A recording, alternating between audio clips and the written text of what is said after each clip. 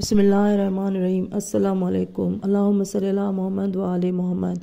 حضرت ایوب علیہ السلام۔ حضرت ایوب علیہ السلام کے بارے میں ناظرین آج میں آپ کو بتاؤں گی، اور اب تک چینل سبسکرائب نہیں کیا ہے تو پہلے میرا چینل سبسکرائب کر لیں تاکہ نئی آنے والی ویڈیو پہلے آپ کو پہنچے۔ حضرت ایوب علیہ السلام، ایوب بن موس بن حیس بن اسحاق بن ابراہیم علیہ السلام، ان کی والدہ حضرت لوط علیہ السلام کی اولاد میں سے تھی، اور آپ کی زوجہ رحمہ حضرت یوسف علیہ السلام کے بیٹے افراہیم کی لڑکی تھی، یعنی حضرت یوسف علیہ السلام کی پوتی تھی۔ حضرت ایوب علیہ السلام کو خداوند عالم نے ان کے شکر کی وجہ سے کثیر نعمتیں عطا فرمائیں، اور جس قدر نعمتیں زیادہ ہوتی تھی شکر ایوب بھی زیادہ ہو جاتا تھا، یہاں تک کہ شیطان نے عرض کیا کہ تیرا بندہ ایوب اس لیے شکر ادا کرتا ہے کہ تو نے اس کو کثیر نعمتیں عطا کی ہے، اگر وہ نعمتوں سے محروم ہو جائے تو تیرا شکر ادا نہیں کرے گا۔ خداوند عالم نے فرمایا کہ میرا بندہ ایوب اس وقت بھی میرا شکر ادا کرے گا۔ حضرت ایوب علیہ السلام کی عادت تھی کہ جب وہ کھانا کھاتے تھے تو کسی فقیر یا یتیم کو اپنے ساتھ کھانا کھلاتے تھے، اور عبادت اور اطاعت خدا کی کرتے تھے جس میں زیادہ محنت و مشقت ہوتی تھی، اس کو پسند کرتے تھے۔ شیطان نے کہا کہ اے خدا، تو مجھے ایوب کے مال و متاع و زراعت و مویشی پر اختیار دے کہ میں ان کو برباد کر دوں، پھر تو دیکھ کہ ایوب علیہ السلام کس طرح شکر ادا کرتا ہے۔ خدا نے اس کو اجازت دے دی، اس نے آپ کے تمام گھوڑے، اونٹ، گائیں، بکریاں ہلاک کر دیں۔ حضرت ایوب علیہ السلام نے ان کی بربادی پر شکر ادا کیا اور پہلے سے زیادہ شکر ادا کرنے لگے، پھر شیطان نے ان کی زراعت کو برباد کر دیا۔ ایوب نے شکر کو اور زیادہ کر دیا، پھر اس نے ایک مکان گرا دیا جس میں ان کے 12 بیٹے تھے، وہ مکان گر جانے سے ہلاک ہو گئے۔ حضرت ایوب علیہ السلام نے شکر کو اور زیادہ کر دیا اور اس کی حمد و ثنا زیادہ کرنے لگے۔ شیطان نے کہا کہ اے خدا، ایوب کو معلوم ہے کہ سب نعمتیں اس کو واپس مل جائیں گی، اس لیے وہ شکر کرتا ہے، تو مجھے اس کے جسم پر اختیار دے دے۔ خدا نے فرمایا کہ برائے امتحان یہ بھی اختیار دیا۔ اس نے ایوب علیہ السلام کے جسم پر ایک پھونک ماری جو آتش سموم تھی، جس سے شیطان پیدا ہوا ہے۔ حضرت ایوب علیہ السلام کا جسم بیمار ہو گیا اور جسمانی تکلیف زیادہ ہونے لگی، مگر پھر بھی شکر کیا، یہاں تک کہ آپ کے ماننے والے آپ سے جدا ہو گئے اور کہنے لگے کہ ایوب علیہ السلام کو جس قدر تکلیفیں پہنچ رہی ہے یہ کسی گناہ کی سزا ہے، اگر ان کے پاس کوئی جائے گا تو اس کو بھی بلا گھیر لے گی۔ حضرت ایوب علیہ السلام کو چھوڑ کر الگ ہو گئے۔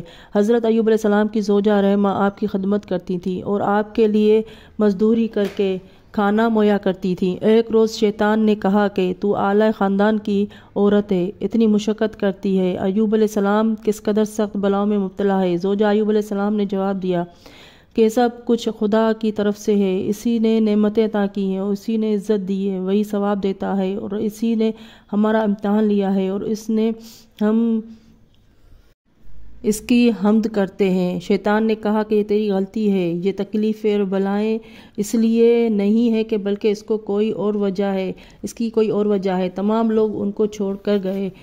شیطان نے زوجہ ایوب علیہ السلام کے دل میں وسوسے پیدا کیے اور ان کے دل میں شکوک و شبہات پیدا کرنے لگا۔ بی بی رحمہ یہ سب کچھ سن کر اپنے شوہر کے پاس آئیں اور یہ سارا قصہ سنایا۔ حضرت ایوب علیہ السلام نے کہا کہ شیطان ہے، وہ ہمیں خدا سے برگزشتہ کرنا چاہتا ہے، وہ ہمارے امتحان میں ہمیں ناکامیاب کرنا چاہتا ہے۔